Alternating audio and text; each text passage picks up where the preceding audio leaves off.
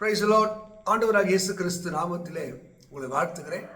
பரிசுத்த வேதத்திலே பலவிதமான வாசல் கதவுகள் எழுதியிருக்கு.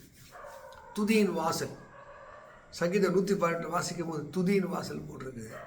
வெளிப்படுத்துகிற 3:8 திறந்த வாசல் போட்டுருக்கு. இங்கே நீதிமொழிகளில் 1 வாசிக்கும் போது அவருடைய கதவு நிலை அருகே காத்திருக்கிற ஒரு வாசல்.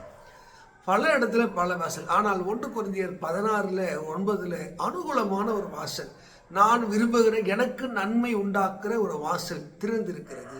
அங்கே கட்டுகள்லாம் இருக்குது, நிறைய எதிர்ப்புகள்லாம் இருக்குது, ஆனாலும் அவையில் நடுவிலே எனக்கு ஒரு திறந்த வாசல்.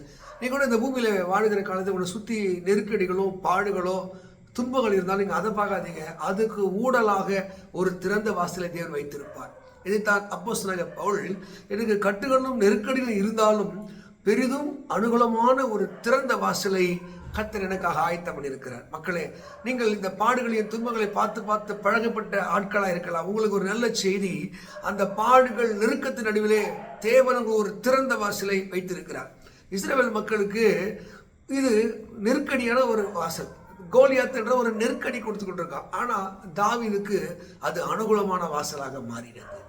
உங்களுக்கு ஒரு அனுகூலமான வாசலை தேவன் வைத்திருக்கிறார் என்பதை நீங்கள் மறந்து இந்த ஆண்டு உங்கள் வாழ்வு வெற்றி ஆண்டாய், அனுகூலமான ஆண்டாய், நன்மையை அனுபவிக்கிற ஆண்டாய் மாறும்.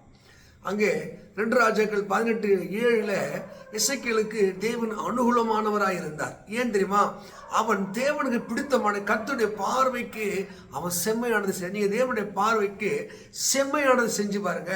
ஒரு அனுகூலத்தை தேவனுக்கு வாழ்க்கையிலே தருவதற்கு அவர் வல்லவராக இருக்கிறார். நீங்கள் தானியேல் புத்தகத்தில் 6ஆம் அதிகாரம் 10ஆம் வசனத்தை படிச்சினா, தானியேலுக்கு அது அனுகூலமான வாசலாய் மாறினது.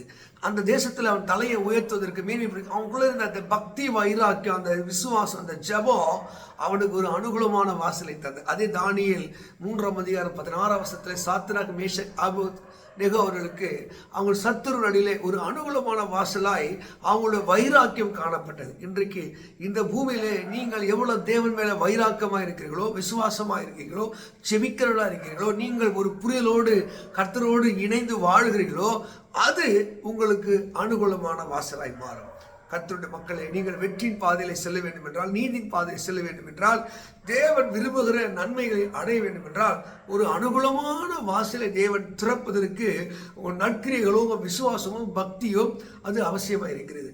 நீங்கள் அப்போஸ்தலர் நடவடிக்கைகள் 16 நீங்கள் 24 26 27 படித்து பார்த்தீங்கன்னா, அப்போஸ்தலர் பவுல் அங்கே நெருக்கடியும் பாடுகள் இருக்கிறது. ஆனால் அதுக்குள்ளே ஒரு அனுகூலமான வாசலை வைத்தார். அவர்கள் தேவனை துதிபாடி ஆராதனை செய்தார். அதே அப்போஸ்தலர் நடவடிக்கைகளில் நீங்கள் 12ஆம் அதிகாரத்தில் நீங்கள் 6 படிக்கும்போது, சிறைக்குள்ளிருந்த பேதுருக்கு தேவன் அனுகூலமான வாசலை வைத்தார்.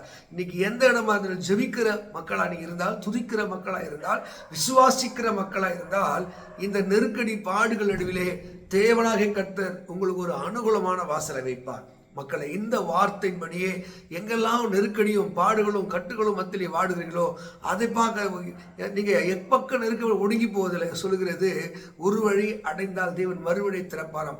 மறுபக்கத்தை பாருங்கள். அவர் சோதனையோடு தப்புவிக்கிற ஒரு போக்கை வைத்திருக்கிறார், அனுகூலமான வாசலை வைத்திருக்கிறார். அவரை நம்பி பாருங்க. சங்கீதம் 147:11 சொல்லுது, தமக்கு பயந்து தமது கிருபைக்கு காத்திருக்கிற மேலே அவர் பிரியமா இருக்கிறார்.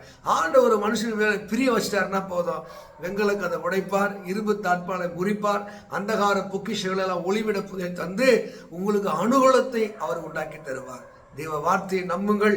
கர்த்தர் உங்களை மேன்மையாக வைத்து அனுகூலமான வாசல்களை, பல நன்மைகளை, திருமண காரியங்களிலிருந்து, வீடு கட்டுற காரியங்களிலிருந்து, தொழிலிருந்து ஒரு அனுகூலத்தை தேவன் தந்து உங்களை மேன்மைப்படுத்தி ஆசிப்பார். God bless you. தேவ சமாதானம் உங்களோடு இருப்பதாக. ஆமென்.